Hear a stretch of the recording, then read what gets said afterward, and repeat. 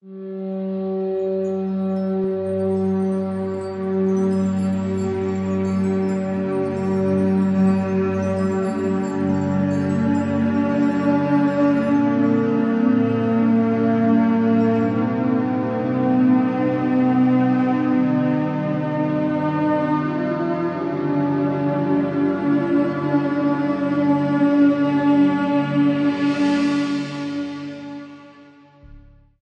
الله الرحمن الرحيم إن عدة الشهور عند الله 12 شهرا في كتاب الله يوم خلق السماوات والأرض ومنها 4 حرم ذلك الدين القيم صلوات على محمد وآل محمد.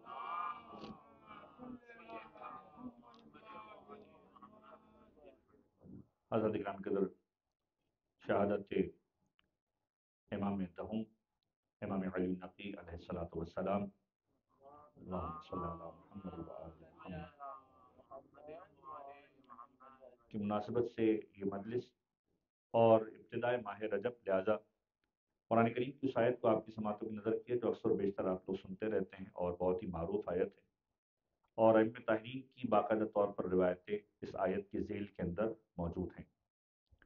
اس آیت کو پیش کرنے کا مقصد یقینی طور پر مفروضات آپ سنتے رہتے ہیں، بہت تیزی کے ساتھ گزروں اور پھر اگلے مرحلے میں اپنی گفتگو کی جانب آؤں جو امام کی سیرت پر مشتمل ہوگی کہ ارشاد رب العزت ہو رہا ہے ان عدت الشہور عند اللہ 12 شہرا، کہ مہینوں کی تعداد خدا کی بارگاہ میں 12 ہے، اور یہ 12 کی تعداد کب سے ہے جو خدا کی کتاب میں بھی لکھی ہوئی ہے، یوم خلق السماوات والارض، جب سے پروردگار عالم نے اس کائنات کو پیدا کیا، زمین اور آسمان کو پیدا کیا، اس وقت سے مہینوں کی تعداد 12 ہے۔ وَمِنْهَا 4 حرم، اور ان مہینوں میں سے 4 مہینے محترم مہینے ہیں کہ جن کا احترام کیا جاتا ہے۔ ذَلِكَ الدِّينُ الْقَيِّمُ، اور یہی محکم ترین دین ہے۔ آیت کا ظاہر جو ہے وہ معصومین کی روایت کے اندر واضح ہے کہ 12 مہینوں کی تعداد ہے، ہم سب جانتے ہیں محرم سے شروع ہوتا ہے اور ذی الحج کے اوپر یہ ختم ہوتا ہے، 12 کی تعداد کا عدد بن جاتا ہے۔ اور اس میں محترم مہینے کیا ہے؟ امام معصوم کا خود کا فرمان کہ مولا فرماتے ظاہر روایت ہی یہ ہے کہ ان 12 مہینوں کے اندر 4 مہینے وہ ہیں کہ جن کا احترام زمانے جاہلیت میں بھی تھا، اور زمانے جاہلیت کے بعد اسلام نے بھی ان کو احترام کی نگاہ سے ہی دیکھا۔ زمانے جاہلیت میں احترام اس انداز سے روا رکھا جاتا تھا کہ اگر جنگ و جدال ہو رہا تھا جنگیں روک دی جاتی تھی، قتال ہو رہا تھا جنگیں روک دی جاتی تھی، قتال روک دیا جاتا تھا، جھگڑے روک دیے جاتے تھے کہ بھئی اب محترم مہینے شروع ہو گئے ہیں، ان مقدس مہینوں کے بعد دوبارہ لڑائی جھگڑا شروع کریں گے۔ خود 8ویں امام امام علی بن موسیٰ رضا علیہ السلام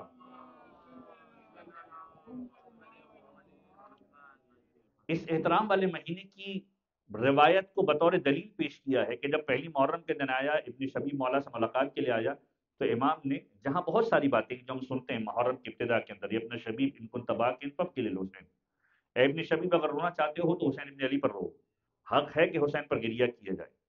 اور پھر مولا نے مختلف باتیں کی کہ اگر تمہارے آنسو رخسار پر بہتے ہوئے آ جائیں تو تمہاری بخشش ہو جائے گی، اگر تم چاہتے ہو کہ حسین ابن علی کے قاتلوں سے برات کا اظہار کرو تو ان سے لعنت کرو، اگر تم چاہتے ہو مولا کے ساتھ میشور ہو تو ان پر درود پڑھو۔ مختلف روایتیں ہم سنتے رہتے ہیں۔ اس میں مولا نے ایک جملہ کہا تھا کہ یہ محرم کا مہینہ تو وہ مہینہ تھا کہ جسے احترام کی نگاہ سے زمانے جاہلیت میں بھی دیکھا جاتا تھا، نہ جانے یہ کیسے مسلمان تھے کہ انہوں نے اس احترام کو بھی روا نہیں رکھا اور فرزند رسول کو 3 دن کا بھوکا پیاسا کربلا کے میدان میں ذبح کیا۔ تو ظاہر روایت یہ ہے کہ امام فرماتے ہیں کہ 12 مہینے ہیں اور 12 مہینوں کے اندر 4 محترم ہیں۔ وہ 4 کون سے ہیں؟ فرمایا ایک رجب کا مہینہ ہے جو محترم ہے، پھر فرمایا ذیقعدہ، ذی الحجہ اور محرم، یہ 4 مہینے محترم ہیں۔ یہ ظاہر روایت۔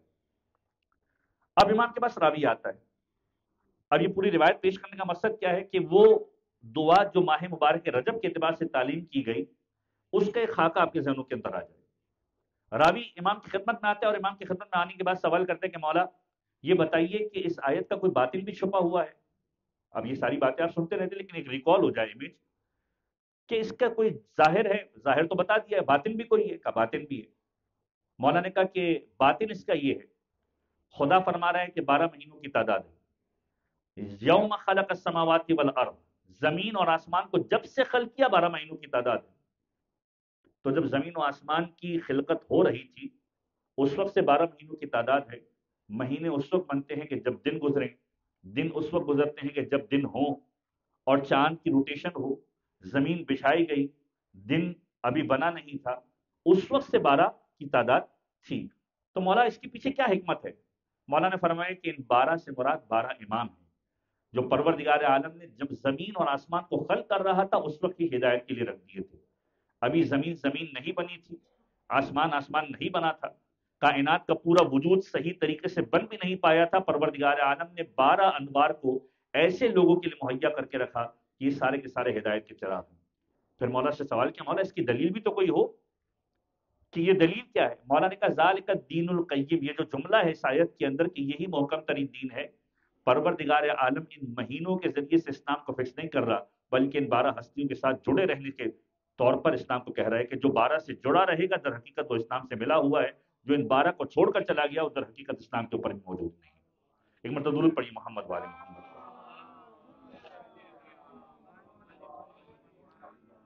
اور پھر راوی نے سوال کیا کہ مولا اس میں ایک جملہ جو آیت کے اندر ہے وہ ہے وَمِنْهَا أَرْبَعَةٌ حُرُمٌ، 4 مہینے اس میں محترم ہیں. ظاہر روایت میں سمجھ میں آ گئی کہ 12 مہینوں میں سے 4 مہینے محترم ہیں. اگر آپ کہتے ہیں کہ 12 امام مراد ہیں تو ان 12 اماموں میں 4 کون سے محترم ہیں؟ ہر ایک محترم ہے. 12 امام امیر المومنین سے شروع ہوئے حضرت حجت تک لے کر آئے 12 اماموں کی تعداد، ان میں سے 4 محترم کون سے ہیں؟ ہم تو کہتے ہیں ہر ایک محترم ہے. اولنا محمد کا مصداق، اوسطنا محمد کا مصداق، کلنا محمد کا مصداق. مولا مسکرائے اور مولا نے کہا کہ پروردگار عالم بتانا یہ چاہتا ہے کہ 4 کا احترام خاص ہے. وہ 4 کا احترام کیوں خاص ہے؟ کہ ان میں سے 4 ایسے ہیں جن کے نام علی کے نام پر ہیں. علی ابن ابی طالب ہے، علی ابن الحسین زین العابدین ہے، علی ابن موسیٰ الرضا ہے، علی ابن محمد النقی ہادی ہے. مطلب درود پڑھی محمد والے محمد. مولا نے یہ نہیں کہا کہ دیگر محترم نہیں ہے. اس بات شے نفی معادہ نہیں کرتی. لاجک کا ایک قاعدہ، منطق کا ایک قاعدہ ہے، اس بات شے نفی معادہ نہیں کرتی. کسی چیز کا ثابت ہو جانا کسی دوسرے کی نفی نہیں کیا کرتا. مثلا کسی کلاس میں کہا جائے کہ ایک بہترین بچے کو بھیجا جائے، ایک بہترین بچے کو بھیج دیا گیا، تو اب ایک بہترین بچے کو بھیجنے کا مطلب یہ نہیں ہے کہ باقی کے سارے بچے بہترین نہیں ہیں. وہ ایک بہترین ہے، اس کے علاوہ بھی بہترین ہو سکتے ہیں. تو مولا بتانا چاہ رہے ہیں کہ ہر ایک محترم ہے، لیکن یہ 4 محترم ایسے ہیں جن کو خدا نے خاص طور پر علی کے نام ہونے کی وجہ سے محترم رکھا. اور پھر ماہ مبارک رجب کی دعا کہ جہاں لا کر مجھے جوڑنا تھا، جس کے لیے پوری تمہید بنائی کہ باقاعدہ طور پر امام علی نقی اور امام محمد تقی جواد. ایک مرتبہ درود پڑھی محمد والے محمد.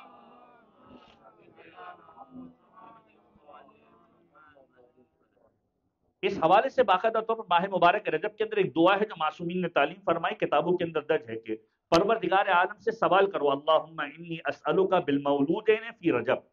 پروردگار ہم تجھ سے سوال کرتے ہیں ان 2 ہستیوں کے بارے میں کہ جن کی ولادت ماہ مبارک رجب کے اندر ہوئی. علی ابن محمد، محمد ابن علی و ابنہ علی ابن محمد، کہ محمد ابن علی یعنی ہمارے نوے امام امام تقی جواد اور ان کے بیٹے امام علی النقی کے حوالے سے. اور پھر ہم خدا سے دعا مانگتے ہیں کہ پروردگار ہم سب کے گناہوں کو معاف فرما، پروردگار ہمیں برکتیں دے، پروردگار ہمیں رحمتیں دیں. تو یہ خاص طور پر ایک دعا ہے جو دونوں معصومین کے ساتھ مربوط ہے، جو اس ماہ مبارک کے اندر پڑھنے کی تاکید ہے.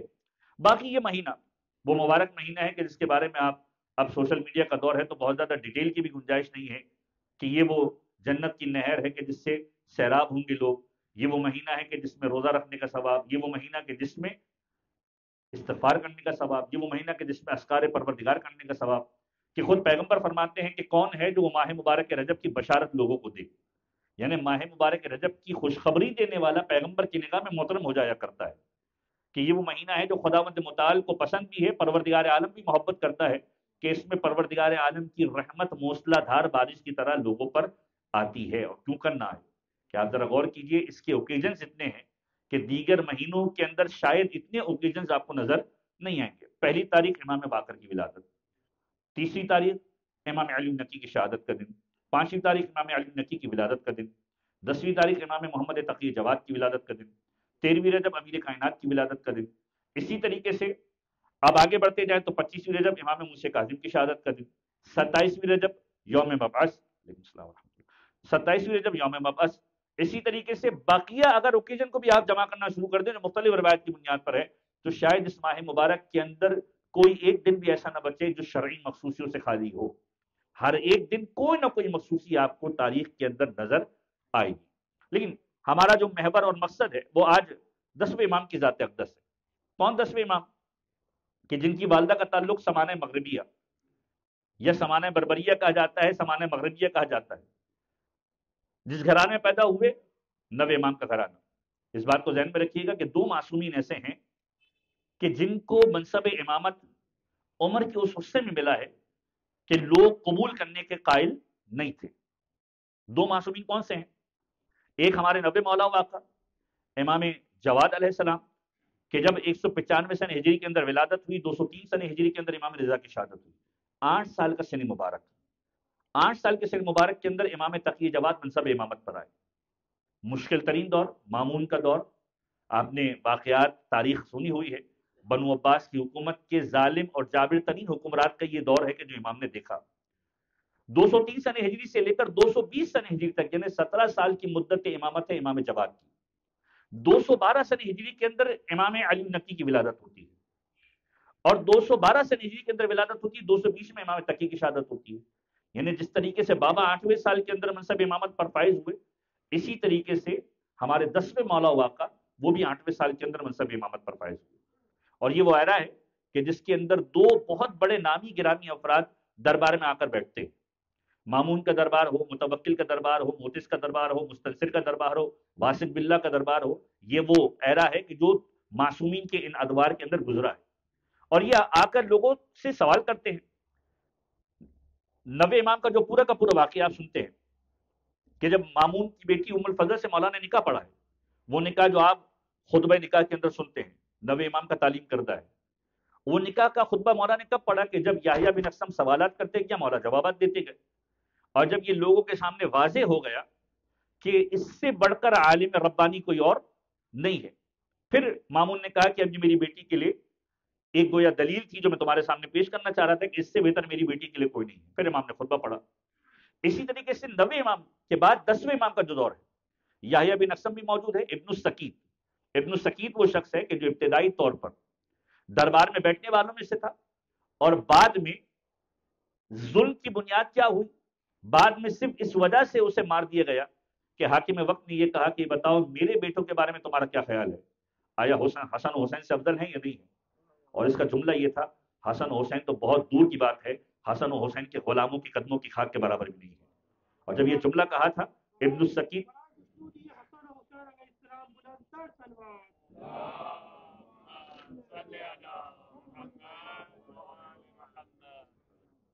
ان کے غلاموں کی قدموں کی جوتیوں کی خاک کے برابر بھی نہیں ہے. اور جب یہ جملہ کہا تھا باقاعدہ طور پر گدی سے زبان کو کھنچوا لیا گیا تھا، اس لیے اس کا نام پڑ گیا ابن السکیت، سکوت والا. یہ ابن السکیت دربار میں بیٹھا ہوا ہے، مولا موجود ہیں، اور ایک مرتبہ مولا سے سوالات کی جا رہے ہیں. وہی روش جو 90 امام کے لیے تھی، وہی روش 10ویں امام کے لیے. لیکن امام کے مختلف پیغامات ان سوالات کے اندر پوشیدہ ہیں. کہ مولا سے سوال ہوتا ہے، مولا یہ بتلائیے کہ آپ کا اس بارے میں کیا خیال ہے کہ پروردگار عالم نے ختمی مرتبت کو 2 معجزات عطا کیے. ایک معجزہ قرآن کریم کی صورت کے اندر عطا کیا، اور ایک معجزہ تلوار کی صورت کے اندر عطا کیا جو امیر المومنین جس کے حامل ہوئے. کیا وجہ ہے؟ کوئی سبب تو ہوگا، کوئی ریزن تو ہوگا، کوئی لاجک تو ہوگا. آج جس طریقے سے ایک انٹیلیکچوئل اسلام کے نام کے اوپر ہمارے لوگ ہر چیز کے اندر لاجک تلاش کرنے کی کوشش کرتے ہیں، اب یہ الگ بات ہے کہ وہ لاجک آیا دین مبین اسلام سے میل کھاتی ہے، میچ کرتی ہے یا نہیں کرتی.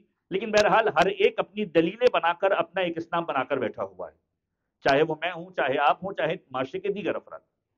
کہ ہم یہ نہیں سوچتے کہ ہماری لاجک آیا آل محمد کی اس لاجک کے مطابق بھی ہے یا نہیں. مثلا ہمارے معاشرے کا ایک طبقہ بہت ہی ایزیلی مختلف چیزوں کو مینیپولیشن کرنے کا عادی بن چکا. سیمینار ہو رہا ہے، خواتین اور مرد حضرات ساتھ میں بیٹھے ہوئے ہیں، اگر اس محفل میں ساتھ میں بیٹھ سکتے ہیں تو باقی محفل میں بیٹھنے کا کیا مسئلہ ہے؟ مولانا صاحب آپ یونیورسٹی کے اندر جا کے مرد و خواتین کے درمیان لیکچر دے سکتے ہیں، تو پھر مس گیدرنگ کے اندر نکاح کیوں نہیں پڑھ سکتے؟ آپ کی لاجک یہ ہے کہ مس گیدرنگ ہے تو وہ بھی تو مس گیدرنگ ہے. اب اس بات کو سمجھنے کے لیے شریعت کے بہت سارے فقہی مسائل کو سمجھنا ضروری ہے کہ کہاں پر فساد ہو رہا ہے، کہاں پر فساد نہیں ہو رہا، کہاں پر بیٹھنے سے تائید ہو رہی ہے، کہاں پر بیٹھنے سے مذمت ہو رہی ہے، کہاں پر بیٹھنا دین اسلام کے لیے فائدہ مند ہے، کہاں پر شریعت نے اجازت دی ہے، کہاں پر شریعت نے اجازت نہیں دی ہے. یہ سارے کے سارے ایف اینڈ بٹس ہیں. لیکن ہم میں سے ہر ایک اپنے اپنے اعتبار سے مختلف لاجکس کو بنا کر اپنا ایک اسلام بنا کر بیٹھا ہوا ہے اپنی ذات کے اعتبار سے، اور یہ چلتا رہے گا۔ یہ معصوم کی روایت کا جملہ بھی ہے۔ امیر المومنین کے پاس حضرت جابر آئے تھے اور جابر نے اپنے خواب کے بارے میں بیان کیا تھا، مولا میں نے ایک خواب دیکھا ہے، ایک سفید کپڑا ہے جو آسمان سے لٹک رہا ہے۔ مجھے 20-25 سال پرانی علامہ صادق حسن صاحب کی وہ تقریر یاد آ گئی، ماشاءاللہ چہرے بھی یہاں پر موجود ہے جو اس تقریر میں بیٹھے ہوں گے، یہ سنا تھا اس وقت اور آپ پڑھتے بھی رہتے ہیں کہ ایک آسمان سے سفید کپڑا، ایک تھان بہت بڑا خوبصورت کپڑا زمین پر آ رہا ہے۔ جابر کہتا ہے مولا میں دیکھتا ہوں عجیب کیفیت ہے، اتنا خوبصورت کپڑا کہ دیکھا جا رہا ہے، اتنا خوبصورت کہ اس کی خوبصورتی جو ہے وہ برداشت نہیں ہو رہی، لیکن میں دیکھ رہا ہوں کہ عجیب ہے، لوگ جگہ جگہ سے آگے پھاڑ دیتے ہیں، اتنا پھاڑا کہ جگہ جگہ سے پھاڑ پھاڑ کے بدنما کر دی۔ مولا سمجھ میں نہیں آیا یہ کیا ہے؟ مولا نے کہا یہ آخری زمانے کا اسلام ہے، جس کو جہاں سے جو مرضی کا ملے گا وہ اسلام کی شکل میں لیتا ہوا چلے جائے گا، یہی اسلام ہے، میری مرضی کا اسلام۔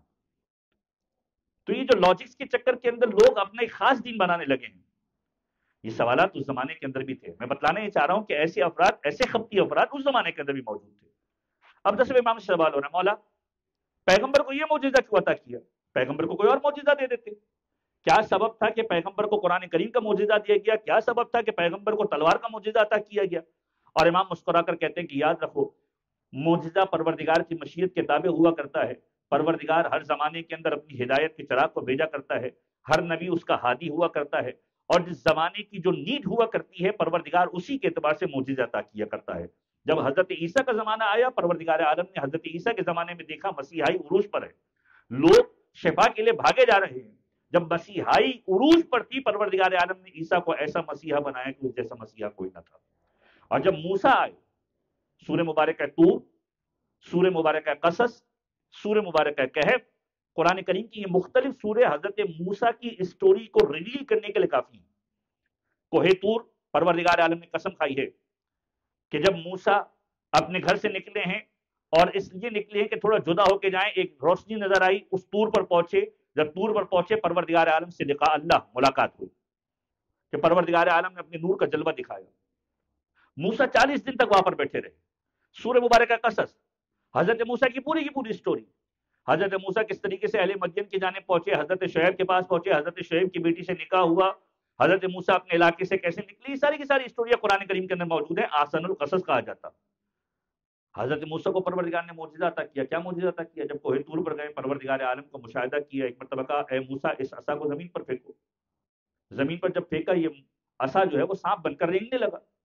قرآن کی آیت ہے، قرآن کہتا ہے اے موسیٰ گھبراؤ نہیں، گھبرانے کی ضرورت نہیں ہے، یہ پروردگار عالم کی آیات اور نشانیوں میں سے ایک ہے، یہ تمہیں کام آنے والی ہے۔ پھر دوسرا معجزہ عطا کیا ید بیضا کا، اے موسیٰ اپنی جیب میں ہاتھ ڈالو۔ حضرت موسیٰ نے اپنی جیب میں ہاتھ ڈالا، باہر نکالا، ہاتھ سفید ہو چکا تھا، روشنی آ رہی تھی۔ 9 معجزے پروردگار نے عطا کیے تھے، 2 معجزات کا تذکرہ قرآن کریم کے اندر اس انداز سے موجود ہے۔ اور پھر کہا کہ جاؤ آپ فرعون کے پاس جاؤ، دعوت دو، گھبرانے کی ضرورت نہیں۔ قرآن کہتے ہیں حضرت موسیٰ گھبرانے لگے، پروردگار مجھے کوئی وزیر دے دے جو میرے ساتھ جائے اور بات کرے۔ پروردگار نے کہا اے موسیٰ تمہاری پشت پناہی پر پروردگار موجود ہے، جاؤ تنبیہ کرو، ڈراؤ انہیں، اور جب جاؤ گے تو تمہیں یہ سارے معجزات کام آنے والے ہیں۔ اب سوال ہوا پیغمبر کے بارے میں، اب مولا فرما رہے حضرت موسیٰ کو سحر کا معجزہ اس لیے دیا کہ سحر اس وقت عروج پر تھا، پروردگار عالم نے عصائے موسیٰ کو ایسا بنایا کہ سارے ساحر لاجواب ہو گئے۔ قرآن کریم نے سارے کے سارے واقعات کو کوٹ کیا۔ اس کے بعد مولا مخاطب ہوئے کہ جب یہ سارے کے سارے انبیاء پروردگار نے بھیجے، سارے کے سارے ہادی پروردگار کی طرف سے تھے، پروردگار نے معجزات انہیں عطا کیے۔ اب جب پیغمبر کا دور آیا، پیغمبر کا دور ادب کا دور تھا، پیغمبر کا دور لغت کا دور تھا، پیغمبر کا دور لسان کا دور تھا، عربی اور عجمی کی جنگ ہوا کرتی تھی۔ پروردگار عالم نے ایک ایسے کلام سے نوازا، ہر ایک پڑھنے والا پڑھا کرتا تھا، یہ جملہ کہا کرتا تھا کہ یہ کسی اور کا کلام نہیں ہو سکتا، یہ کسی ایسے کا کلام ہے جو خالق کائنات ہے۔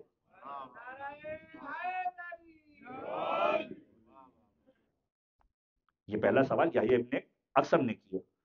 اب جب مولا کا یہ جواب سنا پریشان ہوا، اب دوسرا سوال کیا، مولا یہ بتلائیے شریعت یہ کہتی ہے، شریعت یہ کہتی ہے، اب ذرا غور کیجئے گا کہ مینٹالٹی کیا ہے۔ مولا شریعت یہ کہتی ہے کہ عورت کی گواہی آدھی ہوا کرتی ہے، مرد کی گواہی مکمل ہوا کرتی ہے۔ یہ بتائیے کہ شریعت کے اندر کوئی ایسا پیسج بھی ہے، ایسا کوئی گرے ایریا بھی ہے، یا کوئی ایسا ایریا ہے کہ جس میں عورت کی گواہی مکمل طور پر قابل قبول ہو جائے، کہ جس میں ایک عورت کی گواہی قابل قبول ہو؟ کیا شریعت کے پیرامیٹر کے اندر کوئی ایسی چیز ہے؟ اب یہاں سے آپ اپنے آپ کو جوڑنا شروع کریں. ایام فاطمیہ گزرے، کچھ خواتین کے بارے میں پیغمبر کی باقاعدہ طور پر روایتیں موجود ہیں کہ اگر یہ گواہی دے تو مکمل ہے. مثلا سیدہ کونین کے بارے میں، مثلا حضرت ام ہانی کے بارے میں روایتیں باقاعدہ طور پر موجود ہے کہ اگر ام ہانی کسی کے لیے گواہی دے تو اس کی گواہی پوری کی پوری مکمل تصور کی جائے گی. میری بیٹی اگر فاطمہ کسی چیز کے بارے میں گواہی دے تو قبول کی جائے گی. پیغمبر نے گراؤنڈ کیوں بنایا؟ اس لیے کہ شریعت میں کچھ مقامات پر کشن موجود تھے. کوئی یہ کہے کہ شریعت میں کشن نہیں ہے، ایسا ہو نہیں سکتا. پیغمبر بتلا کر کیوں گئے؟ کہ پیغمبر جانتے تھے کہ فاطمہ کو دربار میں جانا پڑے گا، فاطمہ سے گواہی کو مانگا جائے گا، اور جب فاطمہ گواہی دے گی تو یہ کہا جائے گا کہ آپ تو عورت ہیں، آدھی گواہی ہے، آپ کی تو آدھی گواہی ہے. اب یحییٰ ابن اکثم سوال کر رہا ہے، اس کا شہزادی کے کیس سے کوئی تعلق نہیں، لیکن سوال کر رہا ہے کیا شریعت کے اندر کوئی ایک ایسا مورد ہے کہ جہاں پر ایک عورت کی گواہی کو قبول کر لیا جائے؟ اور امام مسکرا کر کہتے ہیں بالکل ہے، کہ یہ وہ عورت ہے جس کو دائی کہا جاتا ہے. جب وہ ولادت کے مرحلے پر آتی ہے، کوئی خاتون زچگی کے مراحل سے گزر رہی ہوتی ہے، اولاد کی ولادت ہوتی ہے، مرد جا نہیں سکتا نامحرم، لہذا اب اگر کوئی گواہی دے گا کس کی ولادت ہوئی تو بیٹے یا بیٹے کی گواہی کے لیے اس کی گواہی کو قبول کیا جائے گا جو دائی ولادت کے لیے گئی تھی. جو دائی ولادت کے لیے گئی تھی کیا اس کی ایک مکمل گواہی ہے؟ شریعت کے اندر یہ پیرامیٹر موجود ہے. یحییٰ ابن اکثم سوال کے جواب سنا، خاموش ہوا. اب تیسرا سوال کیا کہ مولا یہ بتائیے کہ امیر المومنین کے پاس ایک شخص آیا تھا، اور امیر المومنین کے پاس آیا تھا حج جاری کروانے کے لیے. حج جاری کرانے کے لیے آیا، امیر المومنین نے حج جاری کرنے کے لیے اس کو سزائے تجویز کی، اور جب اس نے سخت ترین سزا کو ایڈاپٹ کیا اور رونے لگا، گر گرانے لگا، معافی مانگنے لگا خدا کی بارگاہ میں، امیر المومنین نے اس کی سزا کو معاف کر دیا. یہ بتائیے کہ علی ابن ابی طالب کا ذرا غور کیجئے کہ بنو عباس کا دور ہے. بنو عباس کون ہیں؟ جو آئے ہیں جناب سیدہ کا نام لے کر، آل محمد کا نام لے کر. یہ ایک بہت بڑا پیغام ہے کہ ہر وہ جو اہل بیت کا نام لے کر خلافت و حکومت پر آ جائے، ضروری نہیں کہ اہل بیت کا خیر خواہ بھی ہو، ضروری نہیں کہ اہل بیت کا مرید اور محب بھی ہو. بعض اوقات لوگ اہل بیت کا نعرہ بلند کر کے آئیں گے، حکومتوں پر آ کر اہل بیت کو بھول جائیں گے، بلکہ اہل بیت پر مظالم ڈھانے والے بن جائیں گے. بنو عباس کی مثال ایسی ہی ہے کہ جب بنو امیہ کا خاتمہ ہوا، بنو عباس اس نعرے کے ساتھ آئے کہ ہم بنی فاطمہ کے لیے کھڑے ہو رہے ہیں. اور جب کھڑے ہوئے تو سب سے پہلا کام جو کیا امام زین العابدین کی اولاد کو مارنا شروع کیا. حضرت زید شہید، اسی طریقے سے حضرت زید شہید کا واقعہ بہرحال بنو امیہ کے آخری حکمرانوں کے ساتھ ہے. حضرت زید شہید کے بعد جو ان کے بیٹے عبداللہ بن محض، حضرت ابراہیم، ان کے بیٹے حسین، اس طریقے سے جتنے افراد آتے گئے ان سب کو مارا گیا. یہاں تک کہ مدینہ کے اندر باقاعدہ طور پر ایک ایسا جنگل ہے کہ جس میں باقاعدہ طور پر لوگ جا کر چھپے اور وہیں پر مر گئے. واقعہ فخ جو مکے کے باہر ہوا، لوگ چھپ چھپا کر مکے کے باہر آئے، وہاں پر جا کر مارا گیا. کہ معصوم کا جملہ ہے کربلا کے واقعے کے بعد اگر کوئی بہت بڑا شانیہ ہوا ہے تو واقعہ فخ ہوا ہے جس میں اہل بیت کے خاندان کے بیشتر افراد مارے گئے. تو بہت سارے لوگ دین مبین اسلام کا نام لے کر، اہل بیت کا نام لے کر حکومت پر آئے، اور حکومت پر آنے کے بعد وہ کام کیا جو اہل بیت کے شایان نشان نہیں تھا. یہ ایرا ہے جو گزرتا جائے گا، قیامت تک بے شمار ایسے لوگ آئیں گے جو آل محمد کے نام پر آتے رہیں گے، آل محمد کے نام پر لوگوں کو کیش کر کے لوگوں کو گمراہ کرتے چلے جائیں گے. اب سوال ہو رہا ہے، کیا سوال ہو رہا ہے؟ یعنی مائنڈ سے ذرا نوٹ کیجئے کہ امیر المؤمنین اگر کسی کے اوپر حج جاری کریں، سوال اس بنیاد پر ہے. اور کس سے سوال ہو رہا ہے؟ 10ویں امام سے سوال ہو رہا ہے. مولا یہ بتائیے علی بن ابی طالب آپ کے جد امجد کے پاس کیس آیا، حج جاری کرنے کے لیے آیا، مولا نے اس کی سزا کو معاف کر دیا. تو علی بن ابی طالب کے پاس کون سی اتھارٹی تھی کہ علی بن ابی طالب نے اس سزا کو معاف کی؟ امام مسکرائے. امام نے کہا کہ پورا واقعہ میں بیان کرتا ہوں کہ امیر المومنین کا دور تھا، امام کے پاس ایک شخص آیا، اور امام کے پاس جب وہ شخص آیا تو امام کے پاس آنے کے بعد اس نے امام سے کہا کہ مولا میں نے گناہ کبیرہ کو انجام دیا ہے. تاریخ میں اس کا جملہ بھی لکھا ہوا ہے. زنا جیسی کوئی چیز، لواطہ جیسی کوئی چیز، شدید ترین گناہ کبیرہ کرنے کے بعد مولا کی خدمت میں آیا، اور مولا کے پاس آ کر کہتے ہیں کہ مولا آپ حجت خدا ہے، مجھ پر حج جاری کیجیے. امام نے فرمایا کہ حج جاری کر سکتا ہوں، لیکن 3 طرح کی سزا ہے، کون سی سزا کو ایڈاپٹ کرنا چاہتا ہے؟ پھر امیر المومنین نے کہا کہ دیکھ پیغمبر کے پاس بھی ایک ایسا ہی شخص آیا تھا، حج جاری کروانے کے لیے آیا تھا. پیغمبر نے 3 سزاؤں کے بارے میں کہا تھا. کیا؟ یا تو تلوار کے وار سے مار دیا جائے، یا پتھروں پر سنگریزے برسا برسا کر، جس کو کہتے ہیں کہ سنسار کرنا، سنسار کر کے مار دیا جائے، یا آگ لگا کر آگ میں جلسا کر مار دیا جائے، یا بعض روایت کی بنیاد پر یہ کہ پہاڑ سے پھینک دیا جائے. مولا سے سوال کرتا، مولا یہ بتائیے سب سے سخت ترین کیا ہے؟ مولا نے کہا اس وقت جب سوال ہوا تھا پیغمبر نے کہا تھا سب سے سخت ترین یہ ہے کہ آگ میں جلسا کر مار دیا جائے، آگ میں جلا کر مار دیا جائے. کہ مولا میں چاہتا ہوں کہ جب خدا کی بارگاہ میں پہنچوں، حج جاری ہو چکی ہوں، خدا کی بارگاہ میں پاکیزہ بن کر پہنچوں، سب سے مشکل ترین سزا کو اپنے لیے اڈاپٹ کرنا چاہتا ہوں. امام نے کہا ٹھیک ہے، تیرے لیے سزا کو ہم نے معین کر دیا، کل سویرے آ جانا، اس سزا کو لوگوں کے سامنے جاری کیا جائے گا تاکہ شرعی طور پر اس حد کو جاری کر دیا جائے. یہ شخص رات بھر بیٹھا رہا، دعائیں مانگتا رہا، گڑ گڑا کر اپنے گناہ کی معافی مانگتا رہا، پروردگار تیرے لیے آیا ہوں، تیرے پاس پاکیزہ بن کے پہنچنا ہے. پوری رات عبادت کرتا رہا، گناہوں پر مغفرت طلب کرتا رہا، اور جب مغفرت طلب کرتا رہا صبح نمودار ہوئی، امیر المومنین اپنے اصحاب کے ساتھ آئے، اس شخص کی حالت دیکھی کہ رو رو کر برا حال ہے. امام نے ایک مرتبہ جملہ کہا، تو نے ملک فرشتے جو آسمان پر موجود ہیں انہیں بھی رلا دیا ہے، پروردگار نے تیری توبہ کو قبول کر لیا ہے، جا پروردگار نے تجھے معاف کر دیا. اپنی زندگی کے اندر ایسے کسی گناہ کو انجام نہ دینا. یحییٰ بن اقسم کہتا ہے مولا یہی تو سوال تھا کہ علی کے پاس کیا اتھارٹی تھی کہ علی نے سزا کو معاف کر دیا. امام مسکرائے کہ یحییٰ تیرے سوال کے اندر ہی تیرا جواب موجود ہے. علی کے پاس کیا اتھارٹی تھی کہ علی کے پاس سزا لینے کے لیے آیا تھا. جو علی سزا دے سکتا ہے وہ علی سزا معاف بھی کر سکتا ہے، جو علی سزا دے سکتا ہے وہ علی سزا معاف بھی کر سکتا ہے. یہ 10ویں امام کا دور ہے، اور یہ کب ہو رہا ہے؟ بچپنے کے عالم میں امام منصب امامت پر آئے ہیں، امام سے سوالات ہو رہے ہیں. اور اس امام کا دور بڑا عجیب دور. امام کو سامرہ بلایا گیا. سامرہ کب بلایا گیا؟ مدینے سے گرفتار کر کے بلایا گیا. یعنی اگر دیکھا جائے تو امام علی نقی کی ذات اقدس کے اندر بے شمار پیغامات چھپے ہوئے ہیں، چاہے وہ اتھارٹیز آف آل محمد کے اعتبار سے ہو، چاہے وہ ولایت علی ابن ابی طالب کے اعتبار سے ہو، چاہے وہ سید الشہداء کی زیارت کے عنوان سے ہو، کہ یہ وہ زمانہ تھا کہ جس زمانے کے اندر سید الشہداء کی زیارت کو روک دیا گیا تھا. متوکل کے بعد کا زمانہ، اس زمانے کے اندر بہلول دانا، حضرت زید مجنون، یہ وہ افراد تھے کہ جو زیارت کے لیے جایا کرتے تھے. اس دور کے اندر زیارت کو مشکل ترین کر دیا گیا تھا، اور امام اس وقت شوق دلاتے تھے کہ جاؤ امام حسین کی زیارت کے لیے جاؤ. روایتیں کہتی سامرہ کے اندر ایک شخص آیا مولا کے پاس، اور مولا کے پاس آ کر مولا سے ملاقات کی، مولا کو ہدایہ اور نذرات دی. جب مولا کو نذرانے دے دیے واپس جانے لگا، مولا نے کہا کہاں کے رہنے والے ہو؟ کہا مولا کاظمین کا رہنے والا ہوں. اب اکثریت کی تعداد مجھے ایسی نظر آ رہی جو زیارتوں پہ جاتے رہتے ہیں. کاظمین سے سامرہ مشکل سے 1.5 پونے 2 گھنٹے کا سفر ہے، 120 کلومیٹر 135 کلومیٹر سے زیادہ نہیں ہے. کہا مولا کاظمین کا رہنے والا ہوں. مولا سے ملاقات کی، جانے لگا. مولا نے کہا کہ کیا ایک کام کر سکتے ہو میرا؟ کہا مولا آپ کہیں اور آپ کے حکم پر کام نہ ہو، حکم تو فرمائیے. مولا نے کہا کیا ممکن ہے کہ کربلا سے ہوتے ہوئے چلے جاؤ؟ یعنی یہ وہ روٹ ہے کہ جو بالکل تبدیل روٹ ہے، کاظمین پہلے آئے گا، بغداد پہلے آئے گا، اس کے بعد کربلا آئے گا. کہ مولا آپ حکم کرتے ہیں، میں کربلا سے ہوتا ہوا چلے جاتا ہوں. مولا نے کہا ضرور تم جاؤ، کربلا پہنچو کہ شب جمعہ آ چکی ہوگی، اور جب شب جمعہ آ جائے تو شب جمعہ میرے جد کی ذریعہ مطہر پر جا کر میرے لیے دعا کر دینا. کون ہے؟ امام علی نقی. معلوم ہے کہ حالات پریشانی والے ہیں، معلوم ہے کہ زیارت پہ پابندی ہے، معلوم ہے کہ لوگوں کو کربلا جانے سے روکا جا رہا ہے. شوق کیوں دلا رہے کہ کسی بھی زمانے کے اندر حسین ابن علی کی زیارت ترک نہ کی جائے. معصوم کا جملہ ہے نا، نمک پر گزارا کر لینا، حسین کی زیارت کو نہیں چھوڑنا. ادھار لے لینا، حسین کی زیارت کو نہیں چھوڑو. امام علی نقی کیا کربلا چلے جاؤ، شب جمعہ کربلا پہنچ جاؤ گے، شب جمعہ میرے لیے دعا کر دینا، اور پھر بھلے اپنے شہر کاظمین چلے جانا. یہ شخص خوشحال ہو کر کہ میرے مولا نے مجھے ایک کام میرے سپرد کیا، نکلا ہے. سامرہ کے بازار اور گلیوں سے گزر رہا تھا کہ ایک شخص ملاقات ہوئی. کہ کہاں جانے کا ارادہ ہے؟ تم تو کاظمین کے رہنے والے ہو. کہ کربلا جا رہا ہوں. کہ کربلا کیوں جا رہے ہو؟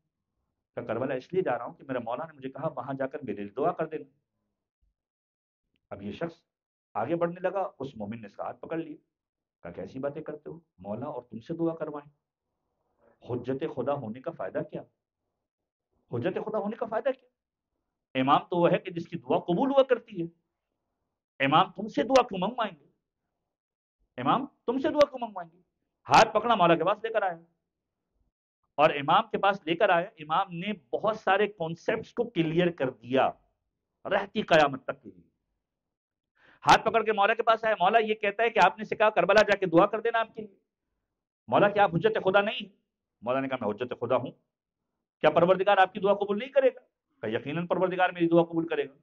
کیا آپ کے توسل سے پروردگار عالم دعا قبول نہیں کرے گا؟ مولا نے کہا میرے توسل سے بھی پروردگار عالم دعا قبول کرے گا۔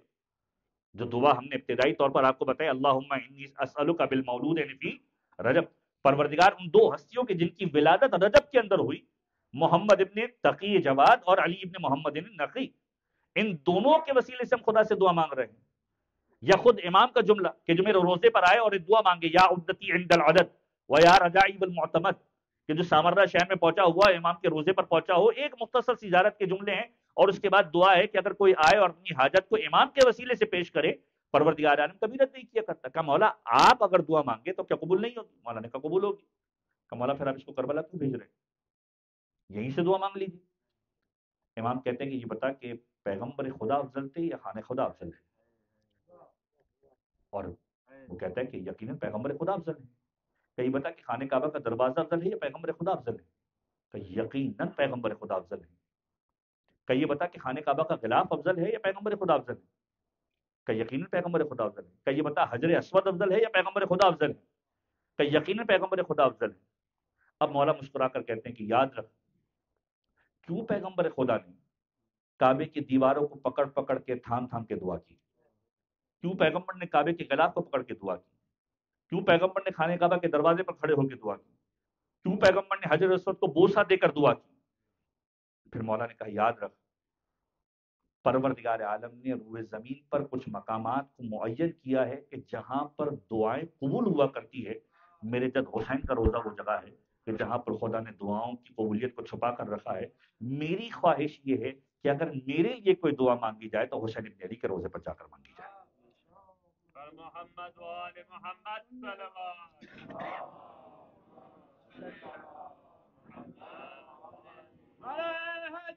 یا کہ میری حاجت یہ ہے کہ میرے لیے اگر دعا مانگی جائے، یعنی امام معصوم چاہتا ہے کہ اگر اس کے لیے دعا مانگی جائے تو کہاں پر مانگی جائے؟ کربلا میں مانگی جائے۔ امام باقر کا جملہ ذہن میں رکھیے گا، محمد ابن مسلم کوفی مولا کے ایک صحابی بیمار ہو گئے، مدینے آئے ہوئے تھے، مسافرت کے عالم میں تھے۔ یہ ہم سب کو جوڑنے کے لیے ایک بہت بڑی کیفیت ہے جو مولا نے بیان کی۔ محمد ابن مسلم کوفی، تاریخ نے راوی کا نام لکھا ہے، بہار الانوار کی روایت، سفر کے اوپر آئے تھے، مدینے کے اندر بیمار ہو گئے، مولا کے چاہنے ماننے والے تھے، مولا کے پاس آئے، اس حالت میں آئے کہ اب بیماری کا عالم ہے اور بیماری برداشت نہیں ہوئی۔ مولا کے پاس آئے، مولا نے کہا کہ کیا حال ہے؟ مولا بیماری نے پریشان کر دیا ہے، سفر کی تھکاوٹ نے پریشان کر دیا ہے، وطن سے دوری نے پریشان کر دیا ہے، زاد رہ نے پریشان کر دیا ہے۔ مولا نے کہا محمد ابن مسلم، ہر ایک نے دنیا سے جانا ہے، ہر ایک انسان کا جسم وہ ہے جو تھک جاتا ہے، لہٰذا جب تمہارا وقت معین ہوگا تم دنیا سے چلے جاؤ گے، لیکن ابھی تمہیں پروردگار عالم صحتیابی دینے والا ہے۔ مولا نے ایک جام کے اندر پانی بھرا اور دے دیا۔ روایت کہتی محمد ابن مسلم نے پانی پیا، صحتیاب ہو گئے، لیکن باقی 3 سوال تو باقی ہیں۔ مولا سفر کی دوری نے تھکا دیا۔ مولا نے کہا یاد رکھو، سفر کی دوری نے تھکا دیا، یہ دنیا بھی ایک سفر ہے جو آخرت کی جانب ہے، جتنا طویل ہوگا آخرت کے لیے اتنا تھکتے ہوئے جاؤ گے، جتنا قلیل ہوگا اتنا جلدی آخرت کی جانب پہنچ جاؤ گے۔ مولا وطن سے دوری نے تڑپا دیا ہے۔ اب یہ وہ جملہ تھا کہ جہاں پر امام باقر نے رونا شروع کیا، وطن سے دوری نے تڑپا دی۔ مولا نے کہا کہ اے محمد ابن مسلم، تمہاری بات صحیح، انسان وطن سے دور ہوتا ہے تو اس طرح آپ کی کیفیت میں ہوتا ہے، اور وطن سے دوری انسان کو پریشان کر دیا کرتی ہے۔ ہم اہل بیت کی بھی یہ کیفیت ہے۔ کہ مولا کیا مطلب؟ مدینہ آپ کا شہر، آپ یہاں پر پیدا ہوئے، آپ کی زندگی یہاں پر گزری، وطن سے دوری کیسی؟ آپ تو شہر مدینہ کے اندر ہیں، میں مسافرت کے عالم میں ہوں۔ اور مولا کا جملہ یہ ہے، جب سے میرے جد حسین کربلا میں دفن کیے گئے، ہمارا وطن کربلا ہی ہو گیا ہے۔ اب کربلا سے دوری ہمیں تڑپایا کرتی ہے، یعنی وہ کربلا ہے کہ جس کے لیے 10ویں امام کہتے ہیں میرے لیے جا کر دعا کرو، 5ویں امام کہتے ہیں کہ اس وطن سے دوری ہمیں تڑپا رہی ہے۔ اور پھر 10ویں امام کا دوسرا جملہ، ایک سد شہدا کی زیارت کے عنوان سے، اور دوسرا امیر المومنین کے اعتبار سے. اور اسی پر میں منزل مصائب پر آ جاؤں کہ امام کو سامرا جب بلایا گیا ہے، جس کے بعد مولا کی شہادت ہوئی، کم و بیش 10 سال سے زیادہ کا عرصہ ہے جو مولا نے اس انداز سے گزارا ہے کہ کبھی قید خانے میں ڈال دیا جاتا ہے، کبھی گھر پہ ڈال دیا جاتا ہے، کبھی قید خانے میں ڈال دیا جاتا ہے، تنگ و تاریک قید خانہ. سامرا بلایا گیا، کیسے بلایا گیا؟ 200 افراد کو اپوائنٹ کیا گیا ہے کہ جو مدینے کے اندر مولا کو گرفتار کرنے جائیں گے. روایتیں کہتی ہیں سالار قافلہ کا نام تھا ہرسما، انتہائی مبغض اہل بیت. 200 کی فوج، ان 200 کی فوج کے اندر ایک محب اہل بیت تھا جو مجبوری کی بنیاد پر جاب کر رہا تھا. ان 200 افراد کو بھیجا گیا، جاؤ مدینے میں جاؤ اور فرزند محمد تقی جواد کو گرفتار کر کے لے کر. قافلہ پہنچا ہے، شہر مدینہ میں داخل ہوا. شہر مدینہ میں داخل ہوا، مولا مسجد النبوی کے اندر تھے. مسجد نبوی میں داخل ہوئے، مولا کی نماز چل رہی تھی. مولا کی نماز کے پاس آ کر یہ لوگ بیٹھ گئے. اے مولا، آپ کو لینے کے لیے آئے. اے فرزند رسول، آپ کی گرفتاری کا پروانہ ہمارے پاس ہے. مولا نے کہا کم سے کم 2 دن کا وقت مجھے چاہیے. کہا مولا امکان نہیں. مولا نے کہا مجھے تیاری کرنی ہے سفر کی.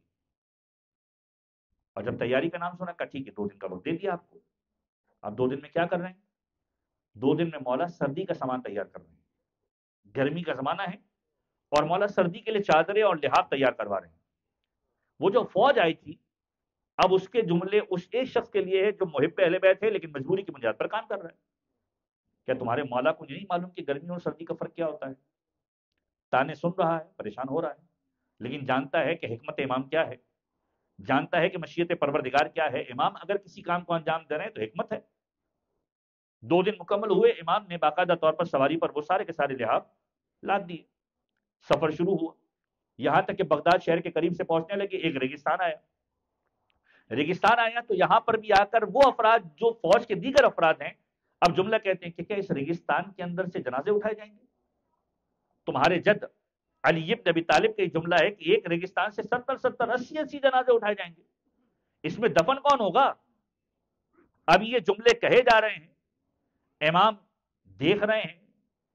امام کا دیکھنا ہے. روایتیں کہتی ہیں کہ کچھ دیر گزری تھی، سفر جاری تھا، موسم تبدیل ہوا، آسمان پر بادل آئے، بارش برسنا شروع ہوئی. بارش کا برسنا تھا کہ ماحول ایسا تبدیل ہوا کہ گرمی سردی کے اندر تبدیل ہو گئی. 80 لوگ ٹھٹر کر مر گئے سردی کی شدت سے. 80 لوگ سردی کی شدت سے ٹھٹر کر مر گئے. اب یہ ہر سما دوڑتا ہوا آیا مولا کے پاس. اے مولا، پریشانی، سفر جاری رکھنا ہے. اتنے سارے جنازے اگر تیار کرنے بھی بیٹھوں، نہ پانی اتنا ہے کہ غسل دے سکوں، نہ کفن اتنے ہیں کہ ان کو تیاری کر سکوں، نہ اتنا وقت ہے، نہ اتنی ہیومن فورس ہے کہ باقاعدہ طور پر ان کو الگ الگ دفنا سکوں. مولا کیا کروں؟ مولا نے کہا ایک حوض کھودو، 70 جنازے ایک ساتھ اتار دو، دفن کر دو. امام نے کہا 70 جنازے دفنا دیے. اور جب 70 جنازے دفنائے ہیں، امام نے ایک جملہ کہا، اور یہ جملہ انڈورسمنٹ ہے کہ اگر علی ابن ابی طالب کوئی چیز کہہ کر گئے ہیں تو رہتی قیامت تک کے لیے ثابت بھی ہے، اور پروردگار کی طرف سے ایک معجزہ ہے علی ابن ابی طالب کے کلام. جیسے ہی دفنایا، مولا نے جملہ کہا لقد صدق علی ابن ابی طالب، خدا کی قسم اگر علی کہہ کر گئے تھے کہ 70 دفنائے جائیں گے تو 70 دفنائے گئے. 70 دفنائے جائیں گے تو 70 دفنائے گئے. یہ علی ابن ابی طالب کی ولایت ہے. اور یہی امام معصوم کہ کتنی اٹمپٹ کی گئی بنو عباس کے زمانے کے اندر مختلف ہینوں اور بہانوں سے امام کے اوپر اٹمپٹ کی گئی. کبھی کسی کھانے کے اندر، کبھی کسی سواری کے اندر زین کے اوپر زہر ڈال کے مولا کو بٹھایا گیا ہے. کبھی کوئی ایسا امامہ بھجوایا گیا ہے کہ فرزند رسول آپ کے لیے ہے، زہر میں بجھایا گیا ہے. یہاں تک کہ معتز باللہ نے اپنے بھائی کے ذریعے سے امام کی غذا میں زہر ڈلوایا ہے اور امام تک اس غذا کو پہنچوایا ہے. امام نے غذا کو تناول کیا ہے، امام کی حالت متغیر ہوئی ہے. یاد رکھیے امام علی نقی کا گھرانہ وہ گھرانہ ہے جس گھرانے سے تاریخ کے اندر 2 کردار نظر آتے ہیں. مجھے یہاں سے ربط مصائب جوڑنا ہے اور ماہ مبارک رجب کی ہی ایک ولادت جو بعض روایت کی بنیاد پر ہم مناتے ہیں، حضرت سرکار وفا تک جوڑنا ہے. امام علی نقی کی اولادوں میں 2 اولادیں بہت معروف ہیں. ایک ہمارے 11ویں مولا واقع امام حسن عسکری، اور ایک حضرت سید محمد جن کی بلد شہر کے اندر مرقد مطہر ہے. جب ان دونوں کی بات آتی ہے تو امام علی نکی کے گھرانے کو تعبیر کیا جاتا ہے کہ یہ علی بن ابی طالب کا گھرانہ ہے، یہ علی بن ابی طالب کا گھرانہ ہے۔ اور یہ جو دو بھائی ہیں سید محمد کے جو امام حسن عسکری سے بڑے ہیں اور امام حسن عسکری چھوٹے ہیں، کہ ان دونوں بھائیوں کا مزاج ویسا ہی ہے، ان دونوں کے درمیان احترام اور رعب و جلال کا ویسا ہی رشتہ ہے جیسے حسین ابن علی اور عباس علمدار کا ہے، جیسے حسین ابن علی اور عباس علمدار کا ہے۔ ایک کے در پہ جاؤ گے تو دوسرے کے در سے ملے گا، دوسرے کے در پہ جاؤ گے تو پہلے کے در سے ملے گا۔ یعنی جو بھی سامرا جاتا ہے امام علی نکی کی زیارت کرتا ہے، امام حسن عسکری کی زیارت کرتا ہے، اگر سید محمد کی زیارت نہ کرے تو در حقیقت اس نے خاندان اہل بیت کے ساتھ انصاف نہیں کیا، اگرچہ کہ روایتیں نہیں لیکن انصاف نہیں کیا، کیونکہ یہ گھرانہ وہ ہے جو ان ہستیوں پر مشتمل ہے۔ اور سید محمد کی ذات اقدس کون سی ذات ہے کہ امام علی نکی کی زندگی کے اندر دنیا سے رخصت ہوئے، امام نے 3 دن مجلسیں کی، گریباں کو چاک کیا۔ بعض روایتیں ہیں امام حسن عسکری نے اپنے چہرے پر تماچے مارے کہ وہ شخصیت ہے جو میرا بھائی ہے، یہ وہ ہے جو مفسر قرآن ہے، یہ وہ ہے جس کو میرا بابا پسند کیا کرتا تھا، یہ وہ ہے کہ جس کے بارے میں میرا بابا کہتا تھا کہ یہ مستجاب الدعوات ہے، اس کے پاس دعائیں قبول ہوتی ہیں۔ یہ باب الحوائج ہے، ایک باب الحوائج امام علی نکی کے گھرانے کے اندر ہے، اور ایک باب الحوائج علی بن ابی طالب کے گھرانے کے اندر ہے کہ جس کا نام عباس علمدار ہے۔ چونکہ یہ ایام حاجات کی قبولیت کے ایام ہیں، ماہ مبارک رجب خدا کی بارگاہ میں مانگنے کے ایام ہیں، باب الحوائج کا وسیلہ لے کر اہل بیت کی بارگاہ میں آتے ہیں۔ امام علی نکی اس دنیا سے رخصت ہوئے، امام حسن عسکری نے جنازے کو کفن پہنایا۔ مجھے نہیں معلوم کہ کیا کیفیت تھی، لیکن ارباب مقاتل لکھتے ہیں، ارباب منبر کہتے ہیں کہ جنازے کی کیفیت یہ تھی کہ امام اسیری کے عالم میں تھے، چاہے وہ گھر میں تھے چاہے وہ قید خانے کے اندر تھے، لیکن جب یہ بیٹا جنازے کو دفنانے کے لیے آگے بڑھا ہے تو سامرا شہر کے لوگ آئے ہیں، جنازے کے اندر شریک ہوئے ہیں، لیکن بیٹا کھل کر رو نہیں پاتا تھا، بیٹا کھل کر رو نہیں پاتا تھا۔ سبب کیا تھا؟ ظالم حکمران ہے، گھر کی مستورات موجود ہیں، لوگ شریک ضرور ہوئے لیکن جنازے کے اندر شرکت لوگوں کی تھی ایک کثیر تعداد کے اندر۔ جب یہ بیٹا اپنے بابا کا جنازہ پڑھا رہا تھا، یقینی طور کے اندر ذہن کے اندر ہوگا کہ یہ تو میرے بابا کا جنازہ ہے، سامرا جیسا شہر ہے، سامرا جیسے شہر میں میرے بابا کے جنازے میں ہزاروں لوگ موجود تھے، لیکن ایک جنازہ کربلا کے میدان کے اندر ایسا بھی تھا کہ جس جنازے پر نماز پڑھنے والا کوئی نہ تھا، اگر تھا بھی تو ہاتھ پشت پر بندھے ہوئے تھے، اسیر بنا کر لے جایا جا رہا تھا۔ جب بابا کے جنازے کو اٹھا رہے تھے تو بابا کی مظلومیت کا اندازہ ضرور تھا، امام نے اپنے بابا کی مظلومیت پر گریہ ضرور کیا ہوگا، لیکن میں ہاتھ جوڑ کے کہوں گا اے میرے مولا، آپ کے بابا دنیا سے رخصت ہوئے، آپ کی بابا کی مظلومیت کا آپ کو اندازہ ہے، لیکن ایک ایسا بھائی ہے جو اپنے بھائی کی مظلومیت پر اس وقت رویا ہے کہ جب زمین کربلا پر آ کر گرا ہے، اور اس مظلوم کا نام ہے ابو الفضل عباس، کہ جب ابو الفضل زمین کربلا پر آ کر گرے ہیں، وہ عباس کے جو اہل بیت کے خاندان کے لیے ڈھارس ہے، اہل بیت تمام دنیا کے لیے حلال مشکلات ہے، خاندان اہل بیت کے لیے اگر حلال مشکلات کی ذات کربلا کے میدان میں کوئی ہے تو وہ عباس علمدار ہے۔ اہل بیت تمام کائنات کا آسرا ہے، لیکن عباس علمدار اہل بیت کا آسرا ہے، اور اس کے لیے جملہ مولا کا بتلاتا ہے کہ جب بار بار ابو الفضل آتے تھے مولا انکار کر دیتے تھے، عباس تم میرے لشکر کے سالار ہو، عباس تم میرے لشکر کے علمدار ہو۔ فنظر الى یمینہ وشمالہ، کبھی دائیں جانب دیکھتے تھے کبھی بائیں جانب دیکھتے تھے، اور یہ جملہ کہتے تھے مولا وہ لشکر کہاں باقی رہا، اب تو وہ بھی چلے گئے جنہیں میں نے جنگ کرنا سکھایا تھا۔ عباس علمدار کو اجازت نہیں ملی، لیکن جب اجازت ملی ہے تو کس عالم میں ملی ہے کہ ننھی شہزادی کا ہاتھ پکڑ کر لے کر گئے ہیں۔ شہزادی نے کہا چچا پانی لے کر آئیں گے، مولا نے کچھ نہیں کہا، سکینہ آج سفارش لے کر آئی ہے کل بہت روئے گی، آج چچا کا ہاتھ پکڑ کر آئی ہے کل بہت روئے گی۔ عباس علمدار کو اجازت ملتی ہے، سوار ہو کر جانا چاہتے ہیں۔ عباس کی رخصتی عجیب رخصتی ہے، روایتیں کہتی ہیں جب ثانی زہرا سے رخصت ہو رہے تھے، ثانی زہرا نے کچھ مرثیے پڑھے ہیں، جن میں سے ایک مرثیہ یہ ہے، عباس میرا بابا مجھے کہا کرتا تھا تیرے ہاتھوں میں رسن باندھی جائے گی۔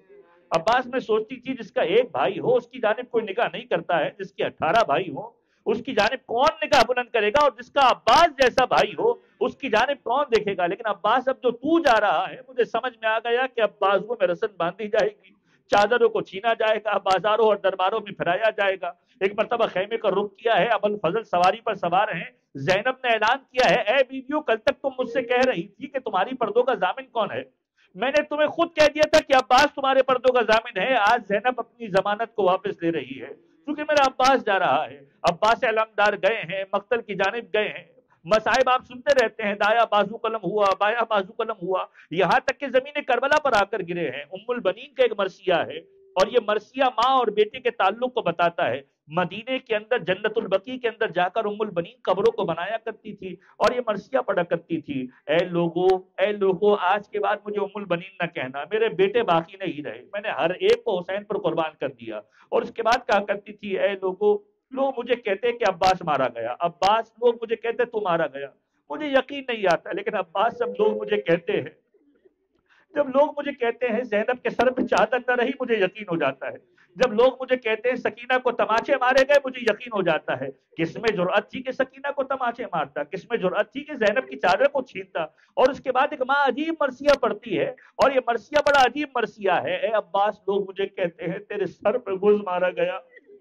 عباس تو وہ دلیر ہے جو انگلیوں سے بھالے کو موڑ دیا کرتا تھا، کس میں جرأت تھی کہ تیرے سر پہ گرز مارتا؟ عباس، تیرے سر پہ گرز کا لگنا بتلاتا ہے تیرے بازو قلم ہو چکے ہوں گے۔ یعنی ماں جانتی ہے کہ عباس پر سر پہ غرض اسی وقت لگے گا کہ جب عباس کا بازو قلم ہوا۔ جب عباس کے بازو قلم ہوئے، ایک ملعون نے تیر کا نشانہ لیا ہے، اس تیر سے سکینہ کی مشق کو نشانہ بنایا ہے، مشق سے پانی بہا ہے، ایک اور ملعون نے تیر لگایا ہے، اور وہ تیر عباس علمدار کی آنکھوں میں آ کر لگا ہے۔ تیر کا لگنا تھا، عباس سنبھل نہ پائے، ایک مرتبہ سر کو جھکایا ہے، اور ایک مرتبہ زانوؤں کے درمیان تیر کو پھنسا کر نکالنا چاہا ہے۔ یہ وہ مرحلہ تھا کہ جو دشمن پیچھے بھاگے تھے، عباس کے بازو تو قلم ہو چکے ہیں، ایک مرتبہ قریب آئے، ایک ملعون نے سر اقدس پر غرض سے وار کیا، سر شگافتہ ہوا، ابوالفضل سنبھل نہ پائے، زمین کربلا پر آ کر گر رہے ہیں، اور جب گرے ہیں، شہزادی کونین کا مرثیہ کہ کربلا کا وہ واحد شہید جب زمین کربلا پر آیا، نہ جانے منہ کے بل گرا ہے یا سینے کے بل گرا ہے، ہر ایک شہید ہاتھوں کا سہارا لیا کرتا تھا۔ اب بعض جب زمین کربلا پر آیا، بازو قلم ہو چکے تھے، جب زمین کربلا پر آ کر گرے ہیں، مولا کو پکارا ہے، میرے مولا حسین نے مرثیہ پڑھا ہے، الان انکسر ظہری، عباس تیرے جانے سے میری کمر ٹوٹ گئی۔ عباس کے اوپر مولا مرثیہ پڑھتے ہوا ہے، تم نے میرے بازو کو توڑ دیا، تم نے میرے نور نظر کو چھین لیا۔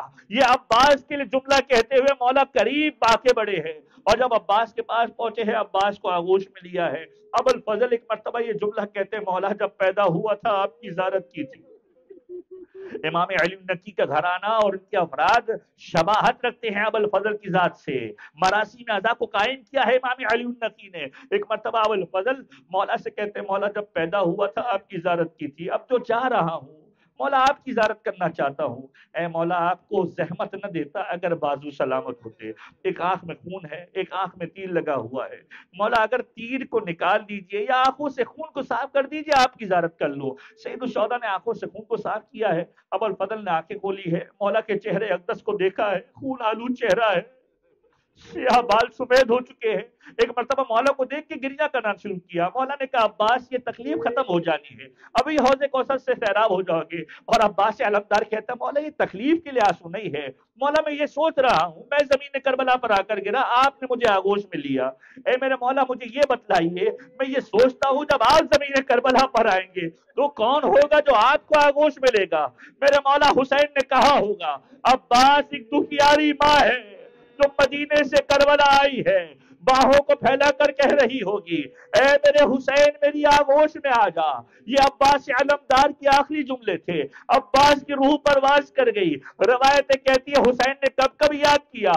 راوی کہتا ہے جب سید الشہداء کی گردن اقدس پر خنجر چل رہا تھا، 13 ضربیں مولا کو لگی ہے، کہ میں نے دیکھا حسین کی گردن پر خنجر چل رہا تھا، حسین کی نگاہیں مراد کی جانب تھی، لب ہل رہے تھے، اور جب میں نے غور سے دیکھا تو میں نے کیا دیکھا؟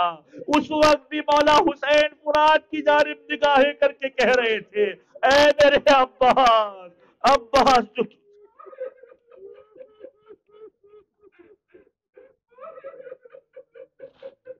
وَسَيَعْلَمُ الَّذِينَ ظَلَمُوا آلَ محمد أَيَّ مُنْقَلِبٍ يَنْقَلِبُونَ۔ بار الہ ہمارے اس قلیل توسل کو اپنی بارگاہ میں شرف قبولیت عطا فرما۔ اے میرے پروردگار، ہم سب کی گناہان کبیرہ و صغیرہ کی مغفرت فرما، ہمارے والدین کی گناہان کبیرہ و صغیرہ کی مغفرت فرما، ہمارے والدین کی گناہان کبیرہ و صغیرہ کی مغفرت فرما۔ پروردگار ماہ مبارک رجب اور ان کی آیات اور ان کی مخصوصیوں کے صدقے میں پروردگار جو مومن جو حاجتیں لے کر آئے ہیں اپنی رحمتوں اور برکتوں سے پروردگار ان تمام کی تمام حاجات کو مستجاب فرما۔ اے میرے پروردگار تیری بارگاہ میں التجا کرتے ہیں جو پریشان حال ہیں ان کی پریشانی کو دور فرما۔ اے میرے معبود تیری بارگاہ میں التجا ہے، وہ بیمار ہے، خصوصاً کچھ لوگوں کے لیے خاص طور پر دعا کا کہا گیا ہے، بہت سارے لوگ یہاں پر بھی بیمار ہوں گے، ایک بچہ معاشرہ منتظر مہدی جو بیمار ہے، ایک خاتون زر بی بی کے جو کینسر کے مرض کے اندر مبتلا ہے، اسی طریقے سے بے شمار افراد جو مختلف بیماریوں کے اندر مبتلا ہے پروردگار اہل بیت کے کرم کا واسطہ، خصوصاً ماہ مبارک رجب کی برکتوں کا واسطہ پروردگار ان تمام مریضوں کو شفا یابی عنایت فرما۔ اے معبود برحق جو بے روزگار ہیں انہیں برسر روزگار فرما، جو برسر روزگار ہیں ان کے رزق حلال و طیب کی کشادگی عنایت فرما۔ اے میرے معبود ان تمام مظالم کا انتقام لینے کے لیے اپنی آخری حجت امام زمانہ عجل اللہ تعالی فرجہ شریف کو اذن ظہور عطا فرما، ہمیں ان کے امان و انصار میں شمار فرما۔ ربنا تقبل منا انك انت السميع العليم وتب علينا بحق محمد واهل بيته الطيبين الطاهرين ماتم حسین۔